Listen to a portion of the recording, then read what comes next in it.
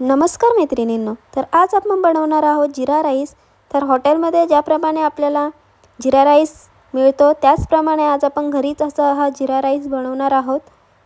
तर तुम्ही इथे पाहू शकता जिरा राईस जो आहे तो अगदी हॉटेलसारखा झालेला आहे। अगदी सोप्या पद्धतीने आपण इथे जिरा राईस आहे तो आता बनवणार आहोत। त्यासाठी इथे मी 1 वाटी तांदूळ घेतलेले आहेत, बासमती तांदूळ। तर आता हे तांदूळ मी स्वच्छ पाण्याने धुवून घेतलेले आहेत। त्यानंतर इथे मीठ टाकून मी इथे चांगलं असं राईस जो आहे तो शिजवून घेणार आहे। तर इथे राईस जो आहे तो चांगला असा शिजवून घ्यायचा आहे। तर ज्याप्रमाणे आपण बिर्याणीसाठी जसं राईस 70% ज्याप्रमाणे शिजवतो तसं अर्धवट नाही शिजवायचं, तर इथे पूर्ण शिजवून घ्यायचं आहे। तर इथे आपला राईस जो आहे तो चांगला असा शिजलेला आहे। तर इथे मी आता बघून घेते शिजलेला आहे की नाही ते। तर इथे आपला राईस जो आहे तो चांगला असा शिजलेला आहे। तर आता हे पाणी मी आता काढून घेणार आहे। तर इथे पाणी काढून इथे थंड करण्यासाठी एका प्लेटमध्ये हा राईस काढून घेतलेला आहे। तर आता आपण या राईसला फोडणी देऊन घेऊयात। तर त्यासाठी इथे एक मी कढई ठेवलेली आहे। तर आता मी तेल टाकून घेणार आहे। तर इथे तेल टाकून घेतल्यानंतर मी आता त्यामध्ये जिरा टाकणार आहे। तेल गरम होऊ द्यायचं आहे चांगलं असं। तर इथे मी पूर्ण कढईला जे आहे तेल लावून घेत आहे, कारण जो राईस आहे तो कढईला खाली लागता कामा नये। तर इथे आता मी जिरा टाकून घेणार आहे। तर जिऱ्याचे जे प्रमाण आहे ते थोडं जास्तच ठेवायचं आहे। तर इथे आपलं जिरा चांगलं तडतडला आहे।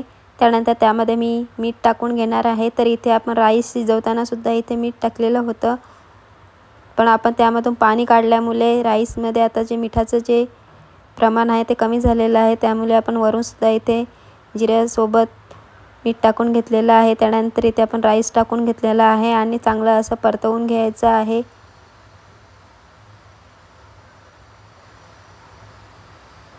तर इथे तुम्ही पाहू शकता आपला राईस जो आहे तो चांगला कुक झालेला आहे, कच्चाही नाही राहिलेला आणि जास्तही कुक झालेला नाही, परफेक्ट असा कुक झालेला आहे राईस।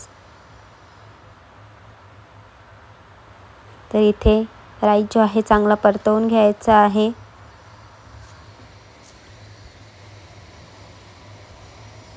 तर इथे झाकण न ठेवता परतवून घ्यायचं आहे, झाकण ठेवायचं नाही।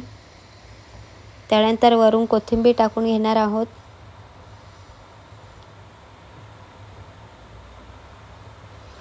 पुन्हा एकदा चांगलं मिक्स करून घ्यायचं आहे।